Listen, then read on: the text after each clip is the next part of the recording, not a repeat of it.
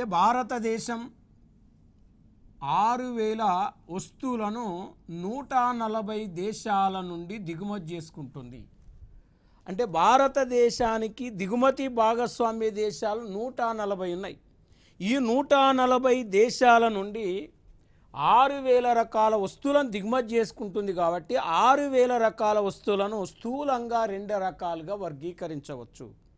ఒకటి bulk imports, 2 non bulk imports. అంటే bulk అంటే ఎక్కువగా స్థూలత దిగుమతులు అంటాం. నాన్ బల్క్ అంటే తక్కువ మోతాదులో దిగుమతి చేసుకునే వాటిని నాన్ బల్క్ అంటాం. అంటే బల్క్ ఇంపోర్ట్స్ కిందికి ఏమొస్తాయి అంటే పిఓఎల్, పెట్రోలియం, ఆయిల్, లూబ్రికేట్స్ అనేవి ప్రధానంగా వస్తాయి.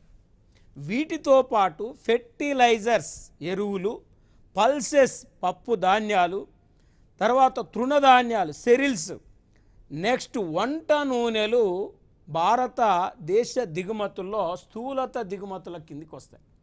నెక్స్ట్ స్థూలత కాని దిగుమతులు చూస్తే బంగారము, వెండి, క్యాపిటల్ గుడ్స్, మూలధన వస్తువులు, ఎలక్ట్రానిక్ వస్తువులు, ఎలక్ట్రికల్ వస్తువులు, రవాణా పరికరాలు మొదలగునవి